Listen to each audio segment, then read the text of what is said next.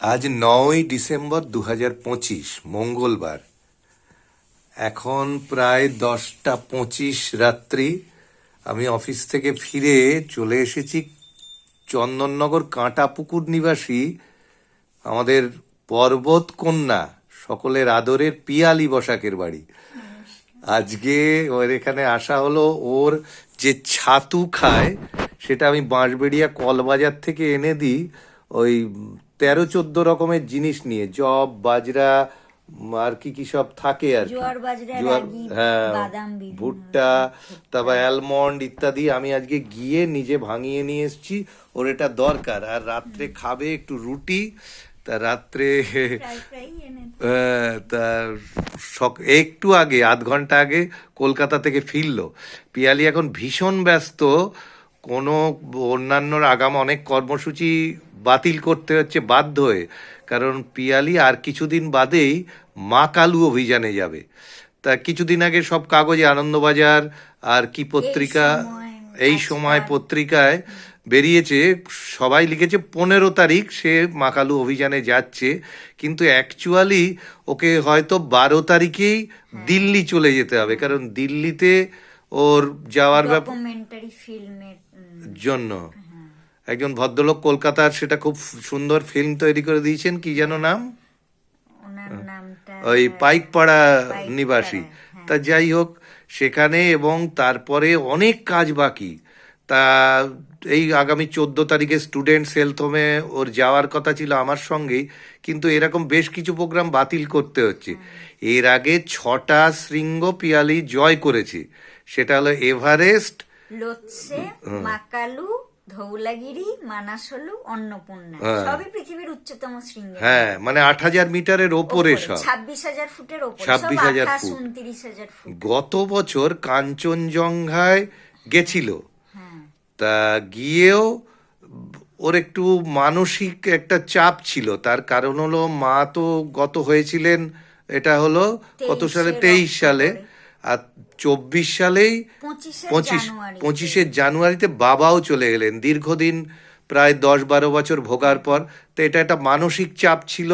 আর ও একটু অসুস্থও হয়ে পড়েছিল। তা আমাদেরও ওকে বার্তা দেয়া ছিল যে না, পাহাড় তো থাকছেই, কিন্তু পাহাড়ের সঙ্গে চ্যালেঞ্জ চলে না।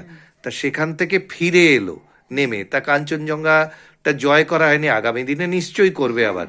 কিন্তু মা কালু একবার গিয়েও আবার দ্বিতীয়বার যাওয়া কেন?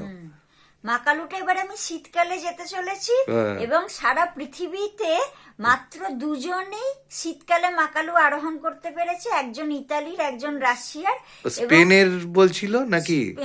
না, আসলে একজন ইতালির আর একজন রাশিয়ার। আচ্ছা আচ্ছা। আর মেয়ে এখনো পর্যন্ত ভারতের কেউ ভারতের পর্বতারোহী করেননি। ভারতের কোনো মানুষ করতে পারেননি। কোনো মেয়েও পৃথিবী থেকে এখনো পর্যন্ত করতে পারেননি, শুধু দুজন পেরেছেন। আর আমি পৃথিবীর মধ্যে মানে মেয়ে হিসেবে প্রথম আরোহণ করতে চলেছি। এই সব আপনাদের আশীর্বাদ, এই কাকু সবসময় পাশে থাকেন। এই আমার মা সময় তো বাবার টেম্পারেচার কিরকম থাকবে? -70-80-তে নেমে ওরে যাবে। বাবারে, তার মধ্যে আবার তুষার ঝড়ও চলে। ঝড় তো চলবে, বলছে 130 কিলোমিটার বেগে চলবে।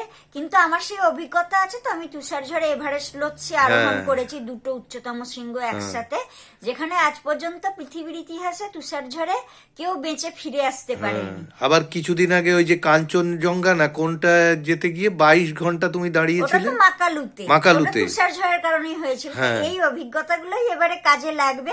কিন্তু এগুলো বাবা যাতে- সাবধানে। হ্যাঁ, হ্যাঁ। বাবারে, তুমি এবারে যখন যাবে মা বাবার ইয়েটা একেবারে যেন প্রভাব না পড়ে। হ্যাঁ, আর সেই মানসিক জোর নিয়ে যাবে।